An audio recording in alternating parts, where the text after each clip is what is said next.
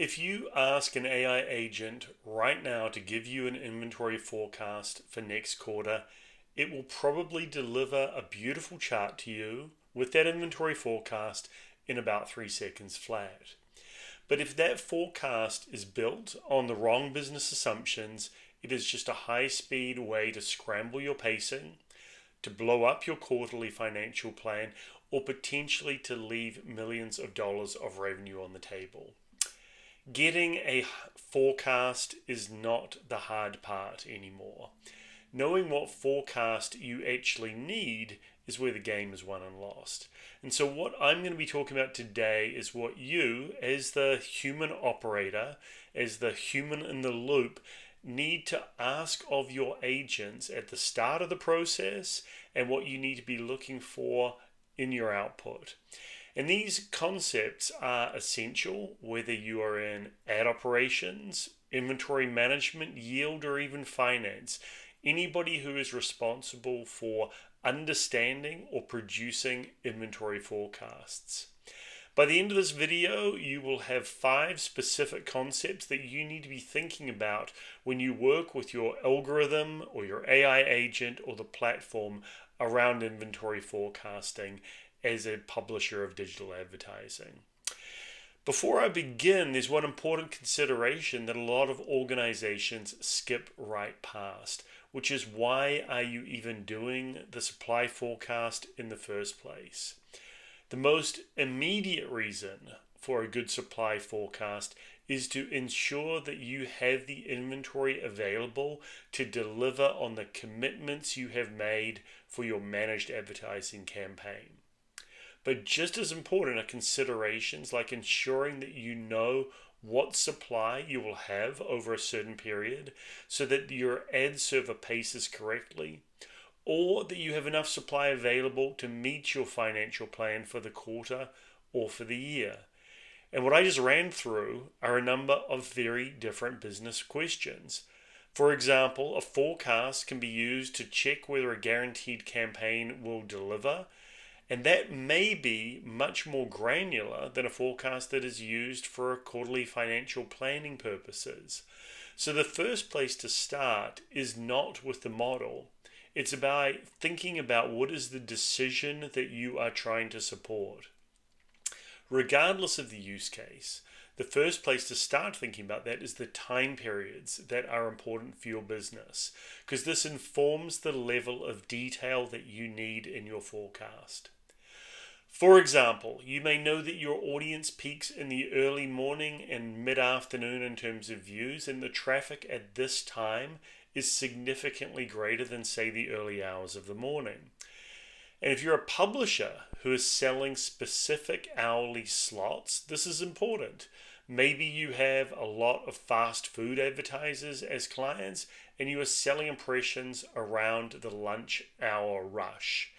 However, for the vast majority of digital publishers, this type of information is absolutely meaningless. It's not going to change how your sales team sells, it's not going to change how your finance team plans the quarter, and it's probably not going to change how the yield team manages the business. And the lesson in that is that more detail is not always better. What you care about in most cases is the total number of impressions of a certain type that are available on a daily basis. Now, I threw a lot of information into that phrase of a certain type. And what I mean is, what is the level of aggregation that your sales team sells at, or which you're making available programmatically? And usually it's going to correspond to the type of products you represent on your rate card. At a bare minimum, you need to have a different forecast for each type of format, for display ads, for native ads, for video ads, and for each individual ad size within that. You also need to have a different inventory forecast for each sub-site or sub-app that you support.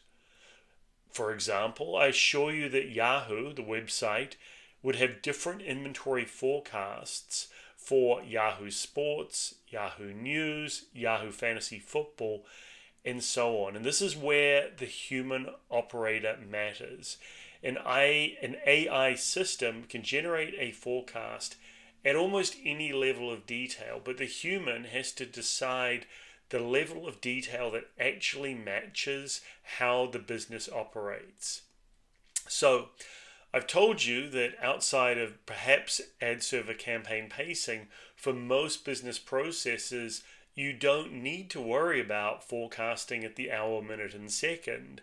But clearly, you do need to understand at the day, week, and month. And the key is understanding the unique dynamics in your audience. Does your audience show up more during the week or the weekend? This will be a function of the type of content that you show. Sports sites tend to have higher audience counts on the weekend. News and finance sites tend to be higher during the week. Another question to ask yourself, does your audience have an annual cycle? News sites tend to be fairly constant throughout the year, whereas something like fantasy football is going to have a huge uplift during the NFL season, and particularly in the first few weeks, and be dead for much of the rest of the year. And these are the types of dynamics where a human needs to ensure that the algorithm is picking up the right signals. The second main area where a human should be helping an algorithm or an AI agent with forecasting is on long-term trends as they pertain to the company. So for example, if you're a publisher who had search traffic in a search bar on your website, for many years, search traffic was steadily increasing year on year. Unfortunately, now, much of the traffic has moved away from search bars on publisher sites and is moving increasingly into direct agentic searches. And that means that search traffic is predictably decreasing instead of increasing across many publishers. And a good analyst needs to be on top of these types of dynamics to understand how to update future forecasts. This is one of the areas where historical data can mislead you. The model may see what happened last year and project it forward, but the human has to understand the underlying business and understand that it has changed. Maybe search traffic is declining. Maybe a product is being redesigned. Maybe a major distribution partner is going away. Maybe a new app release is expecting to change user behavior. These are not just technical forecasting issues. These are business judgment issues. And these are also areas where I see some teams dedicating too much time, or another way of putting that is wasting too much time. One area is around trying to forecast spikes around specific events. And this might be an example where a story unpredictably suddenly goes viral and generates a huge volume of traffic. In this type of situation, the head of sales or revenue realizes that a lot of these impressions aren't being fully monetized and starts yelling at the operations team to give better forecasts. But in most cases, there isn't actually a lot of value in spending time on problems like this because of the unpredictable nature and the total volume of impressions that can be monetized. Time and attention is usually better spent elsewhere. An exception to this may be if the spike occurs at a very specific and predictable time from one year to the next, and you have historical logs that allow you to predict this. Think of things like Black Friday, Cyber Monday, the Super Bowl, and so on.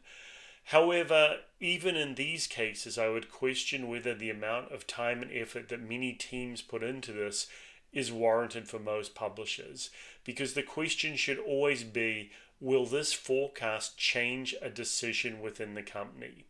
If the answer is no, you may be creating complexity without creating value. I've covered a number of different concepts here, so let me summarize.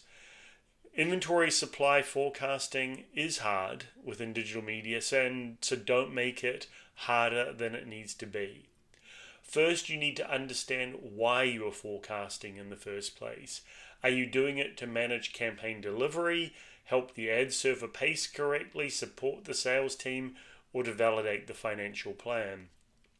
Secondly, make sure that you understand the time period that is relevant for your business and your advertisers.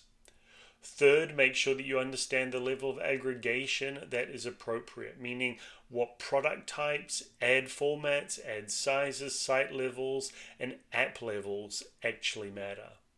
Fourth, help the algorithms by incorporating the right long-term business trends.